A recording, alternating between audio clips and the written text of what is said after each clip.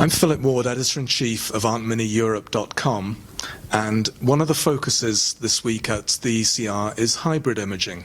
There are courses, basic and advanced, on hybrid imaging. There are various sessions, and I'm very pleased to have with me here today Professor Thomas Beyer, who's involved in this process and involved in the education. Professor Beyer, welcome. Thanks for having me. To here. Welcome Thank to you. ECR. Now, Thomas, I had to remind you of when we met a decade ago at the Hotel Saka in Vienna at ECR, and you told me then, over a very nice drink in a nice reception area, that the future of imaging is PET MRI. Do you still believe that? Is PET MRI the future of imaging? Well, the short answer is yes, but I'm mesmerized that you remember this incident, and now you ask me to respond to this without having drinks here. But you're certainly touching on a very important point. PET MR is almost like a natural extension of the very speedy developments in hybrid imaging technologies that we see today. Good. But the reality is that you've mentioned in ECR today, in the article about hybrid imaging today, that there are only 60 PET MRI scanners in the world. So how can that, the process has been very slow over the last decade. That's a very correct observation. People may have expected a faster adoption of this technology, but it is fair to say that PET MR, just by the numbers, is actually a comparatively expensive imaging modality.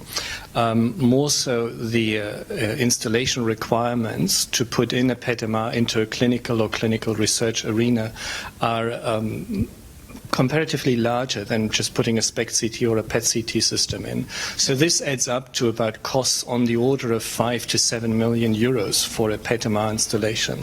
So this may be one reason, although money is not everything. The other reason is, I think, that people became aware, learning from the history of SPECT CT and PET CT, that you do need to have a multidisciplinary environment to actually explore the full potential of this combined imaging modality.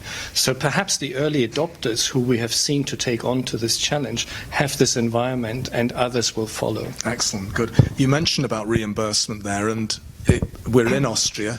The reality, as you mentioned today, is that for PET in Austria, there is zero reimbursement. How do you think that has arisen, and what could be done to move this process forward, do you think? Well, that's a very tough question, because essentially you're asking a foreigner, coming from my German ancestry, I now work in Austria, to comment on something that possibly has developed from past political decisions. Personally, I think it is incorrect to have no reimbursement for PET, be it in PET CT or presumably also in PET MR for a number of indications. Austria is really at the back end of European countries with regards to reimbursement of PET. And Germany, which has a much larger installed base of PET and PET CT systems, is also just tagging along with only 2 indications being reimbursed. I personally believe that we need to change this in order to broaden the accessibility of this technique, which has been proven, particularly from studies in the US, to be cost-effective in selected areas and indications. Do you think that radiology needs to lobby more effectively at the governmental level in Brussels, in the national government level, to change that and to improve that reimbursement process? Well, again, that's a good question. Here at ECR, I would shortly respond yes. However, to be a bit more fair, one should say it should be a joint lobby effort, possibly driven to a large extent by nuclear medicine, where this technique has arisen from. But you're certainly correct, through the combination with radiological imaging modalities, it should be a joint venture. We need more lobbying, that's correct. And also you mentioned more collaboration with nuclear medicine colleagues, with physicists. Yeah. Do you sense that this process is taking place? Is it improving? Is that collaboration occurring?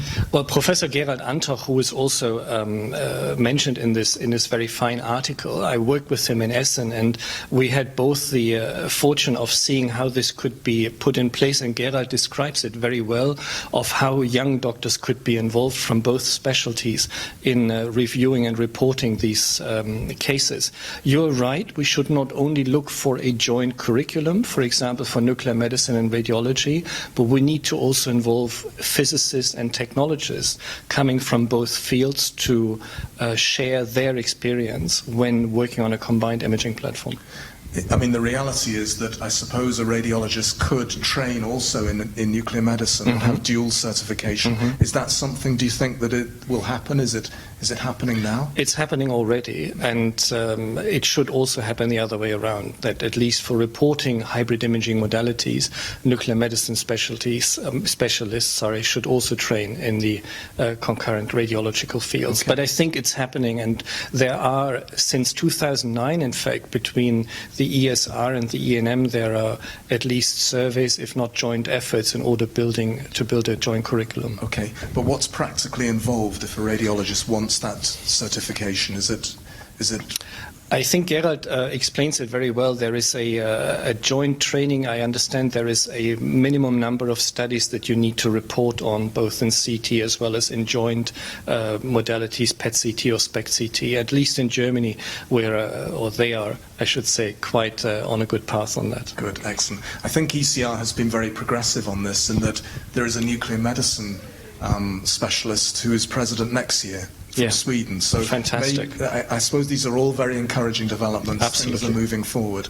Absolutely. And best of luck this week. Thank you very much, Thomas, for joining us, and Thank you. I hope you have a good Congress. Thanks very much. Thanks.